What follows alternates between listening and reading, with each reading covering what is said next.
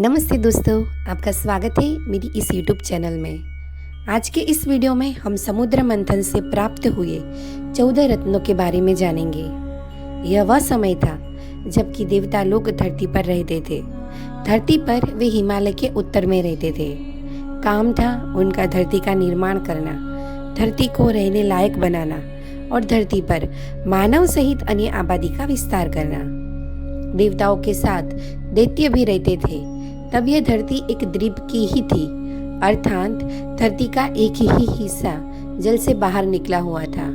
यह भी बहुत छोटा सा हिस्सा था जिसके बीचों बीच था मेरु पर्वत।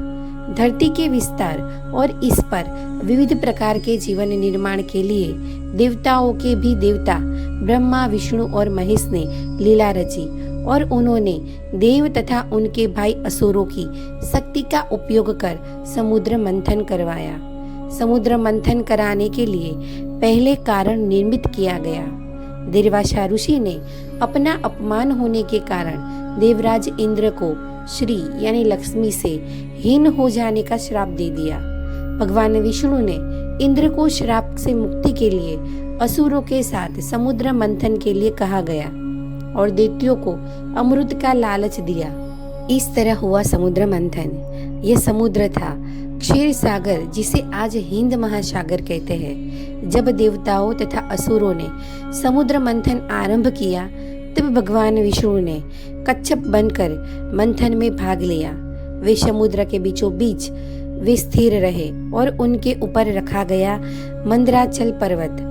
फिर वासुकी नाग को रस्सी बनाकर एक ओर से देवता और दूसरी ओर से दैत्यों ने समुद्र का मंथन करना शुरू कर दिया।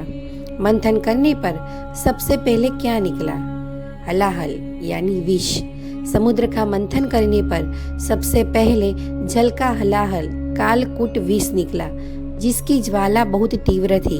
हलाहल विष की ज्वाला से सभी देवता तथा दैत्य जलने लगे। इस पर सभी ने मिलकर भगवान शंकर की प्रार्थना की। शंकर ने उस विष को हथेली पर रखकर पी लिया, किंतु उसे कंठ से नीचे नहीं उतरने दिया तथा उस विष के प्रभाव से शिव का कंठ नीला पड़ गया। इसलिए महादेव जी को नीलकंठ कहा जाने लगा। हथेली से पीते समय कुछ विष धरती पर गिर गया था, जिसका अंश आज भी हम सांप, बिच्छू और जहरीले कीड़ों में देखते हैं। दूसरे प्रश्न में निकला कामधेनु। विष के बाद मथे जाते हुए समुद्र के चारों ओर बड़े जोर की आवाज उत्पन्न हुई। देव और असुरों ने जब सिर उठाकर देखा तो पता चला कि यह साक्षात सुरभि कामधेनु गाय थी। इस गाय को काले, श्वेत, पीले, हरे तथा लाल रंग की सैकड़ों गायों घेरे हुई थी। गाय को हिंदू धर्म में पवित्र पशु माना जाता है। गाय मनुष्य जाति के जीवन को चलाने के लिए महत्वपूर्ण पशु है। गाय को कामधेनु कहा गया। कामधेनु सबका पालन करने वाली है। इस काल में गाय को धेनु कहा जाता था। अगले तीसरे नंबर पर निकला उच्चश्रवा घोड़ा। घोड़े तो कई हुए, लेकिन श्वेत रंग का उच्चश्रवा घोड़ा सबसे तेज और उड़ने वाला घोड़ा माना जाता था। अब इसकी कोई भी प्रजाति धरती पर नहीं बची। यह इंद्र के पास था। उच्चश्रवा का पोषण अमृत से होता था। यह अश्वों का राजा है। उच्चश्रवा के कई अर्थ हैं, जैसे जिसका यश ऊंचा हो, जिसके कान ऊंचे हो तथा ऊंचा सुनता हो। आगे चौथे नंबर पे निकले ऐरावत हाथी। हाथी तो सभी अच्छे और सुंदर नजर आते हैं, लेकिन सफेद हाथी को देखना अद्भुत है। ऐरावत सफेद हाथियों का राजा था। ईरा का अर्थ जल है, अतः इरावत से उत्पन्न हाथी को ऐरावत नाम दिया गया है। यह हाथी देवताओं और असुरों द्वारा किए गए समुद्र मंथन के दौरान निकली 14 मूल्यवान वस्तु में से एक था। मंथन से प्राप्त रत्नों के बंटवारे के समय ऐरावत को इंद्र को दे दिया गया था। 4 दांतों वाला सफेद हाथी मिलना अब मुश्किल है। महाभारत भीष्म पर्व के 8वें अध्याय में भारतवर्ष के उत्तर के भूभाग को उत्तर कुरु के बदले ऐरावत कहा गया है। जैन साहित्य में भी यही नाम आया है। उत्तर का भूभाग अर्थात तिब्बत, मंगोलिया और रूस के साइबेरिया तक का हिस्सा है। हालांकि उत्तर कुरु भूभाग उत्तरी ध्रुव के पास था। संभवतः इसी क्षेत्र में यह हाथी पाया जाता रहा होगा। 5वें नंबर पे निकला कौस्तुभ मणि। मंथन के दौरान 5वां रत्न था कौस्तुभ मणि। कौस्तुभ मणि को भगवान विष्णु धारण करते हैं। महाभारत में उल्लेख है कि कालिय नाग को श्री कृष्ण ने गरुड़ के त्रास से मुक्त किया था। उस समय कालिय नाग ने अपने मस्तक से उतारकर श्री कृष्ण को कौस्तुभ मणि दे दी थी। यह एक चमत्कारिक मणि है। माना जाता है कि इच्छाधारी नागों के पास ही अब यह मणि बची है, या फिर समुद्र की किसी अतल गहराइयों में कहीं दबी पड़ी होगी। हो सकता है कि धरती की किसी गुफा में दफन हो यह मणि। 6ठे नंबर पे निकला कल्पद्रुम। यह दुनिया का पहला धर्म ग्रंथ माना जा सकता है, जो समुद्र के मंथन के दौरान प्रकट हुआ। कुछ लोग इसे संस्कृत भाषा की उत्पत्ति से जोड़ते हैं और कुछ लोग मानते हैं कि इसे ही कल्पवृक्ष कहते हैं, जबकि कुछ का कहना है कि ये पारिजात को कल्पवृक्ष कहा जाता है। यह स्पष्ट नहीं है कि कल्पद्रुम आखिर क्या है। ज्योतिषों के अनुसार कल्पद्रुम एक प्रकार का योग होता है। 7वें नंबर पे निकला रंभा। समुद्र मंथन के दौरान एक सुंदर अप्सरा प्रकट हुई, जिसे रंभा कहा गया। पुराणों में रंभा का चित्रण एक प्रसिद्ध अप्सरा के रूप में माना जाता है, जो कि कुबेर की सभा में थी। रंभा कुबेर के पुत्र नल कुबेर की 7 पत्नी थी। ऋषि कश्यप और प्रदा की पुत्री का नाम भी रंभा था। महाभारत में इसे तुरंब नाम के गंधर्वी पत्नी की बताया गया है। समुद्र मंथन के दौरान इंद्र ने देवताओं से रंभा को अपनी राजसभा के लिए प्राप्त किया था। विश्वामित्र की घोर तपस्या से विचलित होकर इंद्र ने रंभा को बुलाकर विश्वामित्र का तप भंग करने के लिए भेजा था। अप्सरा को गंधर्व लोक का वासी माना जाता है। कुछ लोग इन्हें परी कहते हैं। 8वें नंबर पे निकले लक्ष्मी।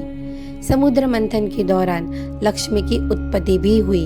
लक्ष्मी अर्थात श्री और समृद्धि की उत्पत्ति। कुछ लोग इसे सोने से जोड़ते हैं। माना जाता है कि जिस भी घर में स्त्री का सम्मान होता है, वहाँ समृद्धि कायम रहती है। 9वें नंबर पे निकले वारुणी यानी मदिरा। वारुणी नाम से एक शराब होती थी। वारुणी नाम से एक पर्व भी होता है और वारुणी नाम से एक खगोलीय योग भी है। समुद्र मंथन के दौरान जिस मदिरा की उत्पत्ति हुई, उसका नाम वारुणी रखा गया। वरुण का अर्थ जल, जल से उत्पन्न होने के कारण उसे वारुणी कहा गया। वरुण नाम के एक देवता है जो असुरों की तरफ थे। असुरों ने वारुणी को लिया। वरुण की पत्नी को भी वरुणी कहते हैं। कदम्ब के फलों से बनाई जाने वाली मदिरा को भी वारुणी कहते हैं। 10वें नंबर पे निकले चंद्रमा। ब्राह्मण और क्षत्रियों के कई गोत्र होते हैं। इनमें चंद्र से जुड़े कुछ गोत्र नाम हैं, जैसे चंद्रवंशी। पौराणिक संदर्भों के साथ अनुसार चंद्रमा को तपस्वी अत्रि और अनसुया की संतान बताया गया है, जिसका नाम सोम है। दक्ष प्रजापति की 27 पुत्रियां थी, जिनके नाम पर 27 नक्षत्रों के नाम पड़े हैं। यह सब चंद्रमा को ब्याही गई थी। आज आसमान में हम जो चंद्रमा देखते हैं, वह समुद्र मंथन के दौरान उत्पन्न हुआ था। इस चंद्रमा का चंद्रवंशियों के चंद्रमा से क्या संबंध है, यह शोध का विषय हो सकता है। पुराणों के अनुसार चंद्रमा की उत्पत्ति धरती से हुई थी। 11 नंबर पर निकले पारिजात वृक्ष। समुद्र मंथन के दौरान कल्प वृक्ष के अलावा पारिजात वृक्ष की उत्पत्ति भी हुई थी। पारिजात या हरिश्रृंगार उन प्रमुख वृक्षों में से एक है जिसके फूल ईश्वर की आराधना में महत्वपूर्ण स्थान रखते हैं। धन की देवी लक्ष्मी को पारिजात के पुष्प प्रिय है। यह माना जाता है कि पारिजात के वृक्ष को छूने मात्र से ही व्यक्ति की थकान मिट जाती है। पारिजात वृक्ष में कई औषधीय गुण होते हैं। हिंदू धर्म में कल्प वृक्ष के बाद पारिजात को महत्व दिया गया है। इसके बाद बरगद, पीपल और नीम का महत्व है। 12वें नंबर पे शंख को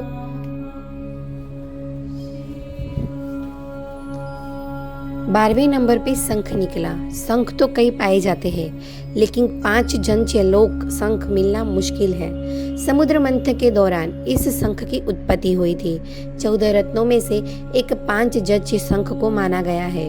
शंख को विजय, समृद्धि, सुख, शांति, यश, कीर्ति और लक्ष्मी का प्रतीक माना गया है। सबसे महत्वपूर्ण यह कि शंख नाद का प्रतीक है। शंख ध्वनि शुभ मानी गई है। 1928 में बर्लिन यूनिवर्सिटी में शंख ध्वनि का अनुसंधान करके यह सिद्ध किया कि इसकी ध्वनि कीटाणुओं को नष्ट करने की उत्तम औषधि है। शंख 3 प्रकार के होते हैं: दक्षिणावृत्ति शंख, मध्यावृत्ति शंख तथा वामावृत्ति शंख। इनके अलावा लक्ष्मी शंख, गौमुखी शंख, कामधेनु शंख, विष्णु शंख, देव शंख, चक्र शंख, पौंड शंख, सुघोष शंख, गरुड़ शंख, मणिपुष्पक शंख, राक्षस शंख, शनि शंख, राहु शंख, केतु शंख, शेषनाग शंख, कच्छप शंख आदि प्रकार के होते हैं। 13वें नंबर पे निकले धन्वंतरी वैद्य। देवता एवं दैत्यों के सम्मिलित प्रयास के शांत हो जाने पर समुद्र में स्वयं ही मंथन चल रहा था, जिसके चलते भगवान धन्वंतरी हाथ में अमृत का स्वर्ण कलश लेकर प्रकट हुए। विद्वान कहते हैं कि इस दौरान दरअसल कई प्रकार की औषधियां उत्पन्न हुई और इसके बाद अमृत निकला। हालांकि धन्वंतरी वैद्य को आयुर्वेद का जन्मदाता माना जाता है।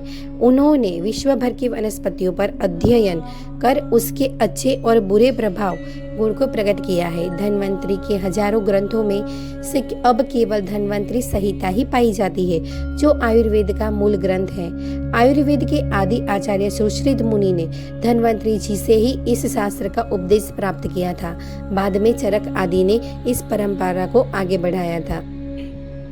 14वें नंबर पे निकला अमृत। अमृत का शाब्दिक अर्थ अमरता है। निश्चित ही एक ऐसे पेय पदार्थ या रसायन रहा होगा जिसको पीने से व्यक्ति हजारों वर्षों तक जीने की क्षमता हासिल कर लेता होगा। यही कारण है कि बहुत से ऋषि रामायण काल में भी पाए जाते हैं और महाभारत काल में भी। समुद्र मंथन के अंत में अमृत का कलश निकला था। अमृत के नाम पर ही चरणामृत और पंचामृत का प्रचलन हुआ। देवता और दैत्यों के बीच अमृत बंटवारे को लेकर जब झगड़ा हो रहा था तथा देवराज इंद्र के संकेत पर उनका पुत्र जयंत जब अमृत कुंभ लेकर भागने की चेष्टा कर रहा था, तब कुछ दानवों ने उसका पीछा किया। अमृत कुंभ को लिए स्वर्ग में 12 दिनों तक संघर्ष चलता रहा और उस कुंभ से 4 स्थानों पर अमृत की कुछ बूंदें गिरी। यह स्थान पृथ्वी पर हरिद्वार, प्रयाग, उज्जैन और नासिक थे।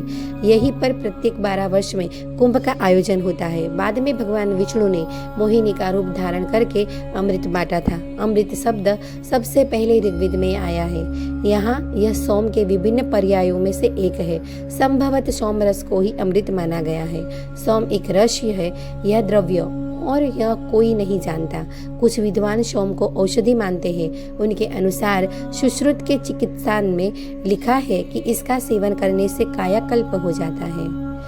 तो कैसा लगा आपको हमारा ये वीडियो? अगर वीडियो अच्छा लगा तो चैनल को सब्सक्राइब करिए और वीडियो को लाइक जरूर करिए।